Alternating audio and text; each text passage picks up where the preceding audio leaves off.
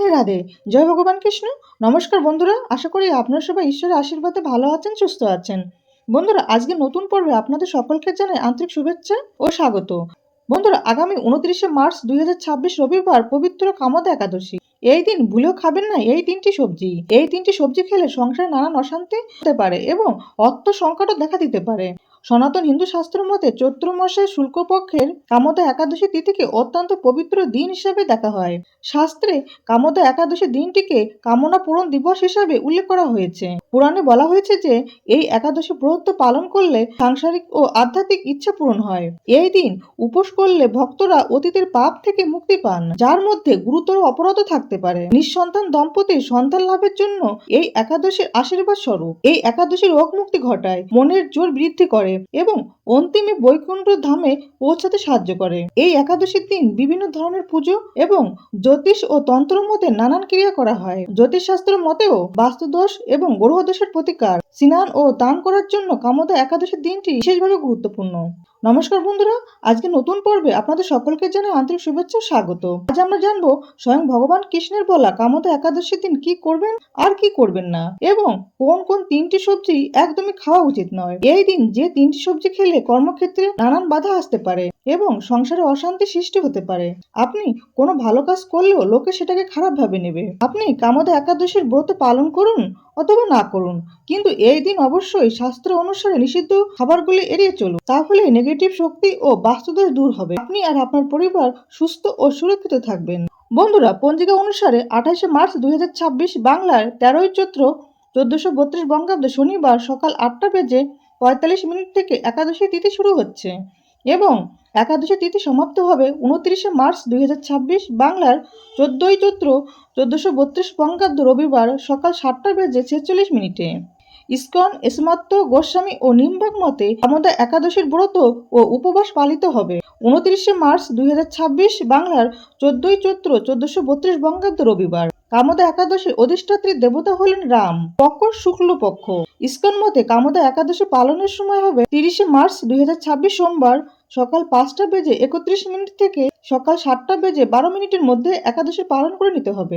এসমাত্ত গোস্বামী ও নিম্বাক মতে কামদা একাদশী পালনের সময় হবে 30শে মার্চ 2026 সোমবার সূর্যোদয় থেকে সকাল 8:08 মধ্যে একাদশী পালন করে নিতে হবে। বন্ধুরা, কামদা শব্দটি এসেছে দুটি সংস্কৃত শব্দ থেকে। কামের অর্থ ইচ্ছা বা বাসনা এবং দায় এর অর্থ দানকারী বা পূরণকারী, অর্থাৎ কামদা মানে যে ইচ্ছা বা কামনা পূরণ করে।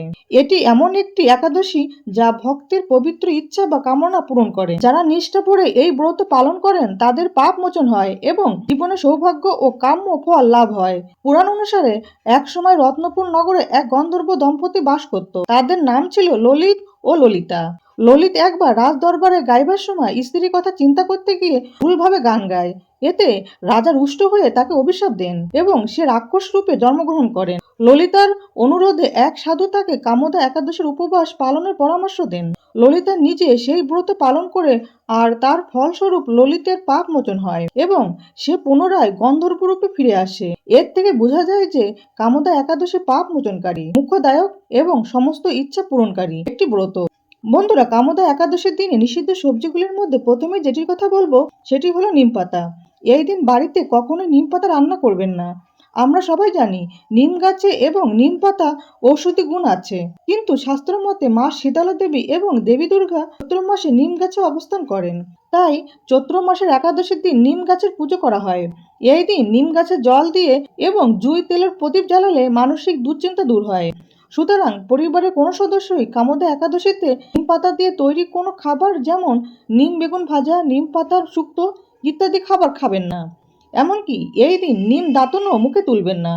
এছাড়া কামদা একাদশীর দিন আমিষ খাবার যেমন মাছ, মাংস, ডিম, পেঁয়াজ, রসুন, মসুরির ডাল ইত্যাদি তামসিক আহার এড়িয়ে চলুন এবং রান্নায় সাধারণ লবণের পরিবর্তে সন্দক লবণ এবং সরিষার তেলের পরিবর্তে ঘি ব্যবহার করা উচিত।